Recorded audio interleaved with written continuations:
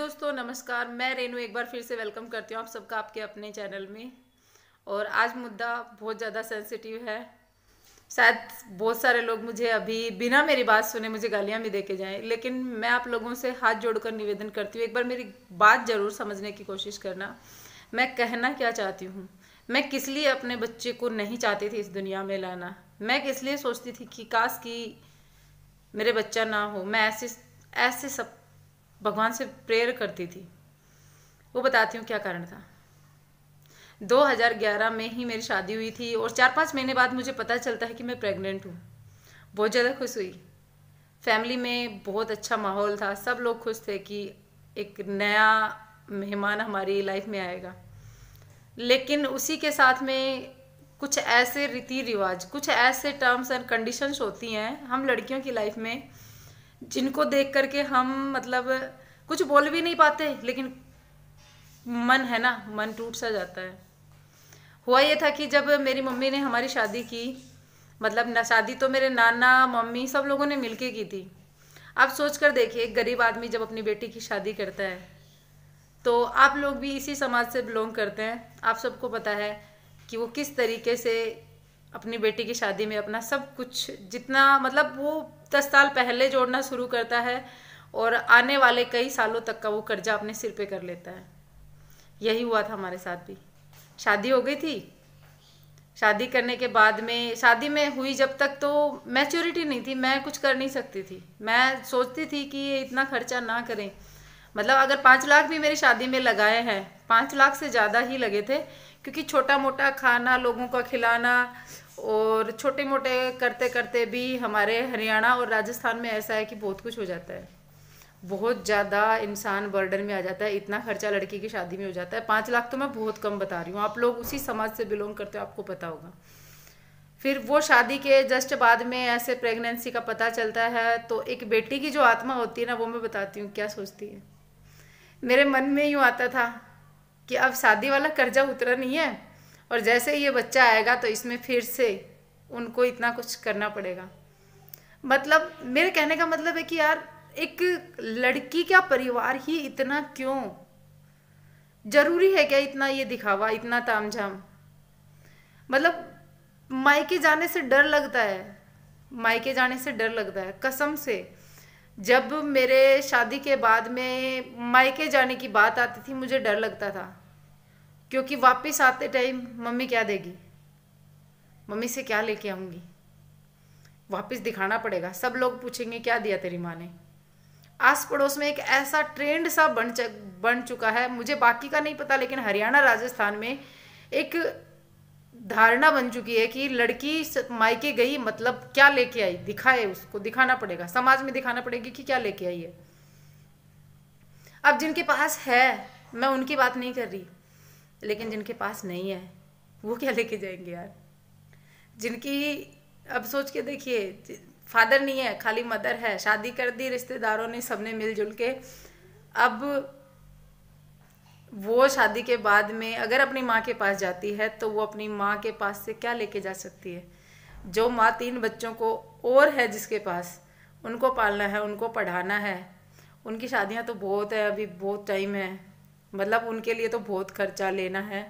लेकिन अब पहले बच्चे का ही वो, जो जिसकी उसने शादी कर दी, उसका ही, उस लड़की का वो किस तरीके से सारे रीति रिवाज भी निभाएगी।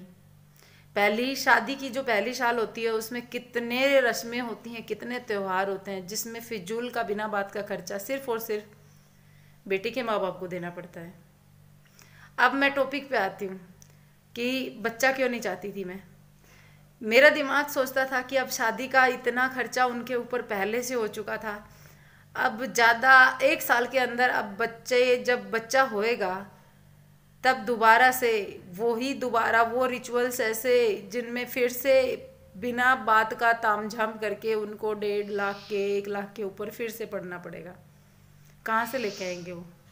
फिर मैं सोचती थी, भगवान मुझे बच्चा मत दे, कसम से मैं सोचती थी, भगवान ये बच्चा ना, ये नहीं आना चाहिए अभी, इसको क्यों लेके आए मेरी लाइफ में? क्योंकि मेरी माँ की परेशानियाँ और बढ़ जाएंगी, वो कहाँ से लेके आएगी। इसके साथ में मेरी मेरी बहन की जब शादी हुई उसने सेम कंडीशन मेरे साथ, मेरे को याद आ गया।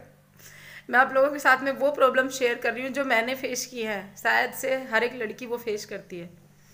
मेरी बहन की शादी हुई, जैसे ही वो प्रेग्नेंट होती है वो सेम बात मेरे से बोलती है कि जी जी। मैंने कहा हाँ, मम्मी कहाँ से करेगी।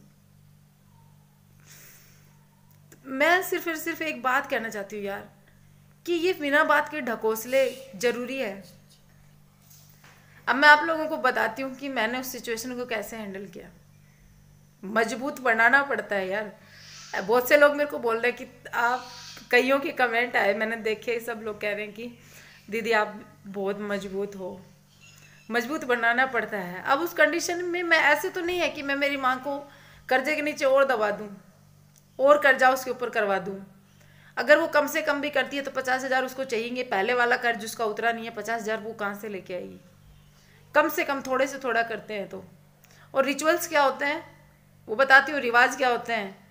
बिना बात के ढकोसले के नाम पर 31 साड़ी आगे वालियों की, 31 पैंट शर्ट उनके, मेरे नाम पर 21 साड़ियाँ अलग से, सास का पीला अलग से, दादी सास का अलग से, नायन भंगन, मतलब जितने जमादारनी जितने भी होते हैं ना ससुराल में, उन सब के कपड़े आने चाहिए। ये लिखवा दी जाती है, बाकायदा लिस्ट लिखवाई जाती है कि इन सब का ये आना चाहिए।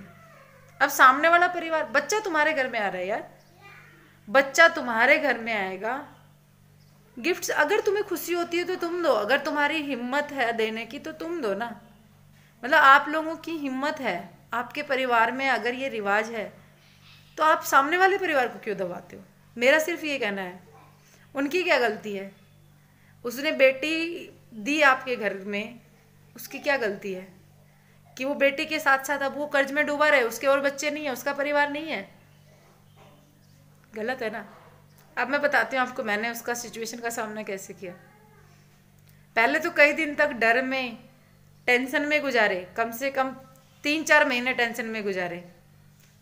शुरू के 2-3 महीने पता नहीं था कि क्या होता है, रिचुअल्स भी ऐसे कुछ होते हैं क्या, मतलब इतना डीपली गई नहीं थी। और जब डीपली जाने लगी तब टेंशन से 3-4 महीने ऐसा माइंड हो गया कि बस अब कुछ ना कुछ करना पड़ेगा। मैंने मेरे हस्बैंड को बोला, मैंने कहा साड़ा मेरी माँ नहीं कर पाएगी, कर देगी, वो करेगी, वो मना नहीं करेगी, उसको यहाँ से जितना भी कहा जाएगा वो सब करेगी, लेकिन मैं करने नहीं दूंगी। मैं मेरे बहन भाइयों के, जो वो अब सब्जी रोटी खा रहे हैं तो मैं उनकी सब्जी नहीं छिलवाना चाहती। वो खाली रोटी कैसे खाएंगे सूखी।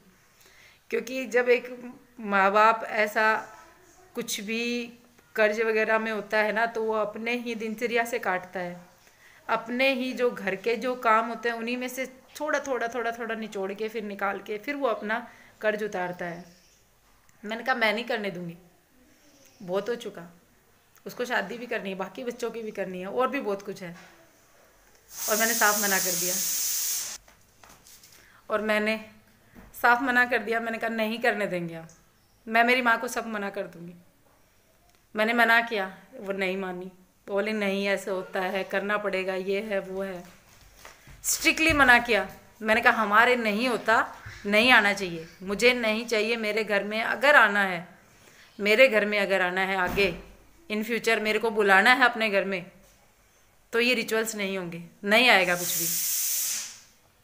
ऐसा कोई भी तामझाम मेरे साथ नहीं होना चाहिए, मैं नहीं चाहती, मेरा मन नहीं मांग रहा। और नहीं हुआ। फिर वो बहुत खुशी मिली। और हर चीज़ में हालांकि मुझे बदनामी मिली, मेरे को सब लोगों ने बदमाश बताया, लेकिन मुझे इस चीज़ की खुशी मिली कि मेरे कारण 4 और लड़कियां खड़ी हुई इस रिचुअल के खिलाफ, इन ऐसे रीति रिवाजों के खिलाफ। तो 4 फैमिलियों में और ये कर्ज बढ़ने से रुका। मैं चाहती हूँ आप लोग भी इस मुहिम का हिस्सा बने। ठीक है, अगर मेरी बात से थोड़ा बहुत भी एग्री करते हो तो एक लाइक ज़रूर करके जाना, और चैनल पर नया है तो चैनल को सब्सक्राइब करना, और अपनी राय कमेंट बॉक्स में ज़रूर देना इससे रिलेटेड। मैं मिलूँगी आपसे एक नए वीडियो के साथ में, तब तक के लिए bye bye, take care, thanks for watching.